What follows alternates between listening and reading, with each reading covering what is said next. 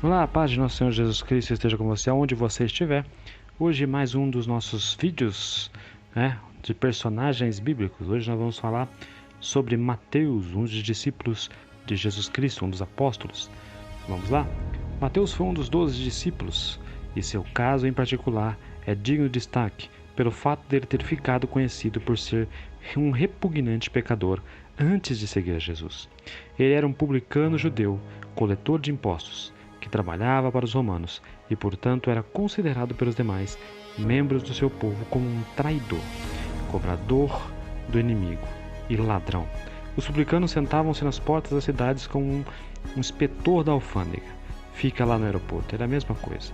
Todos aqueles que estivessem entrando nas cidades eram obrigados a se submeter, por vezes, a exames humilhantes, sobretudo para saber o que eles possuíam ali com eles.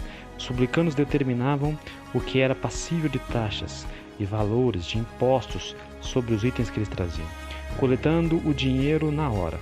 Os romanos não tinham interesse algum em saber quanto eram recolhido, contanto que o valor apresentado os satisfazessem, sendo que o pagamento aos publicanos era uma boa porção da arrecadação. Quanto mais eles arrecadavam, tanto mais eles recebiam, de modo que a maioria dos publicanos não fazia o menor esforço em ser justo ou menos honesto. Por consequente, um publicano poderia se transformar em um homem extremamente rico. O único controle sobre si ocorria quando ele passava muitos dos limites aceitáveis, de tal sorte de provocar uma rebelião, o que poderia lhe custar o emprego ou mesmo a própria vida. Portanto, não causa surpresa o fato de publicanos serem detestados pelos judeus, constituinte verdadeiro proscritos sociais, chegando ao extremo de sua própria família, e os considerarem como mortos, realizando até mesmo funerais por eles. Aos seus únicos amigos eram outros homens de sua mesma laia. Jesus viu Mateus sentado na colheitadeira. A Bíblia nos revela isso em Mateus 9:9, onde isso ocorreu.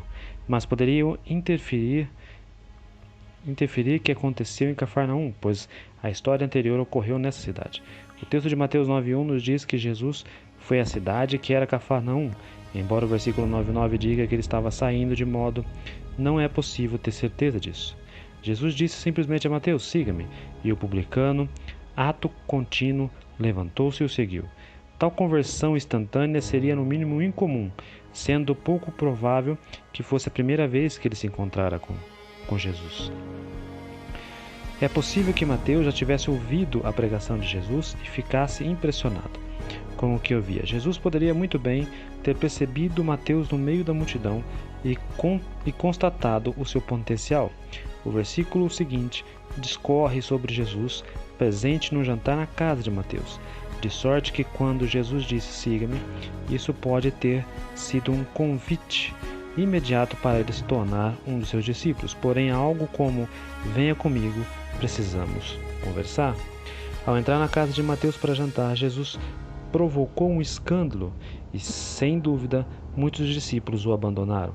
Os convidados eram publicanos, os pecadores, que poderiam incluir prostitutas, porque as únicas pessoas que se relacionavam socialmente com aquela classe de Mateus eram aqueles igualmente pários da sociedade.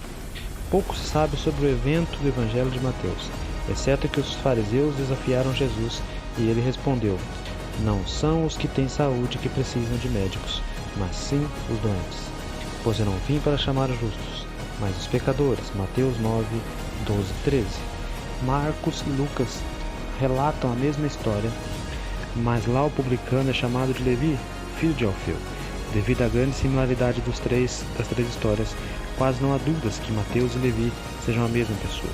Naqueles dias era comum um homem mudar o seu nome quando ele aprendia uma coisa importante na sua vida.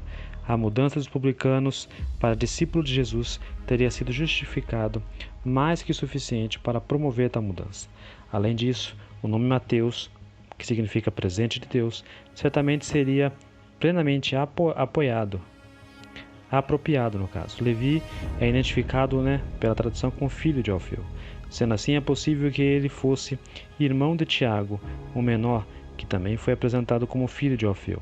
Se isso for verdade, por certo Tiago deve ter sido republicano também. Levi por sua atividade desonesta, o que pode explicar o fato de Mateus jamais ser mencionado como irmão de Tiago. Apesar disso, o amor do seu irmão deve ter prevalecido.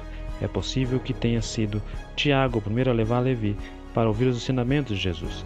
Portanto, a última análise, o responsável direto pela sua conversão seria Tiago. A Bíblia nada discorre sobre Mateus após as histórias do seu chamado, a não ser para mencioná-los em algumas passagens, com os 12, como em Marcos 3,16, diante de uma antiga tradição que ele primeiro evangelizou entre os judeus e mais tarde expandiu seu ministério para fora da Judéia. Há discordância entre as tradições quanto à morte teria sido natural de Mateus, ou dizem que ele foi simplesmente decapitado ou queimado. Por séculos não pairou qualquer dúvida sobre Mateus ser o autor do evangelho que leva o nome da sua obra, embora o próprio texto jamais identifique a autoria desta obra a ele. Na igreja primitiva, acredita-se que o evangelho de Mateus tivesse sido escrito antes de Marcos, sendo este o resumo do primeiro e, portanto, inferior. Hoje em dia, porém, há certeza que Marcos foi o primeiro dos 4 evangelhos a ser escrito, e que serviu de fonte para Mateus. Eruditos modernos, entretanto, questionam se Mateus tenha sido mesmo o autor, embora os argumentos contra a autoria não sejam mais fortes do que os argumentos a favor dela. Em tais situações, o consenso é seguir a tradição e afirmar que a obra foi escrita pelo próprio Mateus. Amém? Essa é a história sobre Mateus, nosso terceiro personagem bíblico. Espero que tenha te ajudado a entender um pouquinho mais de um dos discípulos de Jesus. Amém? Deus te abençoe. Até a próxima.